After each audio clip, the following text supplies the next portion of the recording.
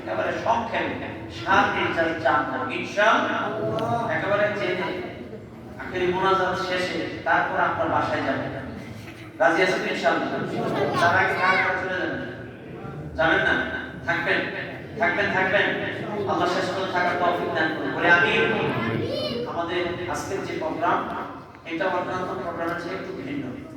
যেহেতু এই প্রোগ্রামটা এক আশ্চর্যপূর্ণ প্রোগ্রাম, এখন আপনার সুবহানাল্লাহ বেশি বলতে হবে। রাজি আছেন তো? কারণ এই ঘটনাটা শুরুই হয়েছে সুবহানাল্লাহ দিয়ে। তাহলে আজকের যে আলোচনার যে প্রোগ্রাম, এটা হলো সুবহানাল্লাহ প্রোগ্রাম। কি প্রোগ্রাম? সুবহানাল্লাহ প্রোগ্রাম। ঠিক কি না? নবীর মেরাজের মধ্যে সুবহানাল্লাহ, যে সুবহান শব্দ ব্যবহার আল্লাহ তাআলা এই আলোচনা শুরুতেই করেছেন। সূরা বনী ইসরাঈলের শুরুতে আল্লাহ বলেন, সুবহানাল্লাযী আসরা বি'আবদিহি লাইলান মিনাল মাসজিদিল হারামি ইলাল মাসজিদিল আকসা।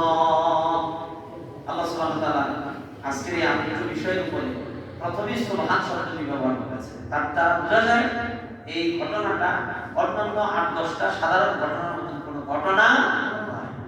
এটা স্পেশাল একটা ঘটনা, যে ঘটনা সম্পর্কে আল্লাহর হাবিব মুহাম্মদ সাল্লাল্লাহু আলাইহি ওয়াসাল্লামের প্রসিদ্ধ 24 জন সাহাবী এই সম্পর্কে হাদিস বর্ণনা করেছেন। সুবহানাল্লাহ। 4 জন মহিলা সাহাবী এই বিষয়ে হাদিস বর্ণনা করেছেন। তাহলে 24 আর 4 জন কতজন হলো? 28 জন। একটা হাদিস বর্ণনা যদি একজন সাহাবী করেন তাহলে ওটাই প্রসিদ্ধ হয় এবং ওটাই গ্রহণযোগ্য। অথচ আজকের যে আলোচ্য বিষয়, এর উপরে 28 জন সাহাবী, পুরুষ এবং মহিলা মিলে প্রায় 28 জন আল্লাহ রাসূল সাল্লাল্লাহু আলাইহি ওয়াসাল্লামের সাহাবী এই ঘটনা সম্পর্কে বর্ণনা করেছেন। আল্লাহ রাসূল সাল্লাল্লাহু আলাইহি